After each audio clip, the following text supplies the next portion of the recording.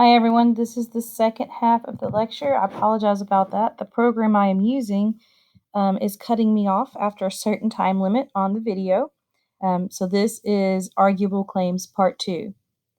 The first video we left off talking about claims of policy, so I'm going to start here again. Some of this I may have already said on your other lecture. I apologize for that. But like I said, my program's cutting me off at a certain time limit. So a claim of policy is about laws, changing policies, changing practices. That can either be what's written on the law books or what is a culturally accepted policy, law, or practice. You will have a call to action and in your essay. So if you don't remember what that is, go back to essay form. Your essay will end with a call to action if you have a claim of policy because you have to have them do something. You'll notice there again the word qualifier. So that was in our last lecture. That word is going to keep coming back up. We have to have qualifiers to limit or restrict our claims. They keep us from committing a fallacy, which we're going to be talking about fallacies in a little bit. And you see an example there. So a claim of policy, colleges should be free. And going back to the first lecture video, I gave you the topic of abortion and then gave you a demonstration of each type of claim. So in the other lecture, topic abortion, claim of policy, if you're arguing when abortion should or should not be allowed or what the law should be regarding termination of pregnancy, that's a claim of policy. So claims of policy are pretty common.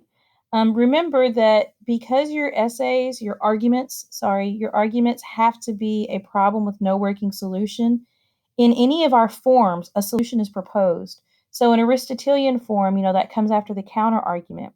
In Rogerian form, that's the whole focus is on proposing a solution. On Tolman form, that tends to be more courtroom. The solution is like, what do you want the punishment to be? How many years do you want them to have?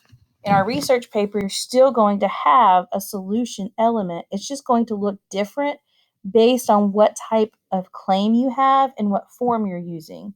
So a claim of policy is where the entire paper, all of the research, is just about the policy itself. It's not an element in it because all of them are going to have an element of solution. But the paper from start to end is about changing the policy. A couple of things you need to keep in mind for a claim of policy. As any topic, you don't want to ignore the opposing viewpoints. This is really important no matter your type of claim, no matter your approach, no matter your topic. You want to keep in mind the counter view, or also known as the alternative argument or counter argument. In a claim of policy, this is even more important. You really need to understand where the law or rule came from, why we have it, what was going on when it was created. Is that situation still around or is it now outdated? So you really need to understand how it came to be. You also need to propose a realistic solution. So you don't want something that's so far-fetched it's not doable. This may mean breaking down your solution into specific pieces, like a stage 1 or a phase 1, and working up from there. You also want to keep in mind who your audience is. So for a claim of policy, you have to have an audience who can do what it is you're wanting done. So if you're wanting to change the law, are you going to be writing to lawmakers, to Congress? Or are you going to be writing to the general public and encouraging certain types of votes? Or are you going to be writing to the Supreme Court or the courts?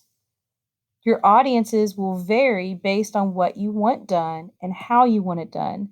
So in a paper about changing the legality of abortion, I can write to the general public. I could write to the courts. I could write to Congress. I could write to the president.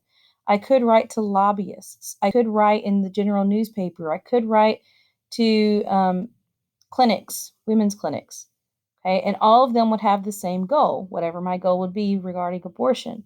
But because my audience varies, my solution or my proposal would also vary depending on what they are able to do. So again, I end most of my PowerPoints with a review slide. Take a moment to review these questions and see if you can answer them without looking at your notes.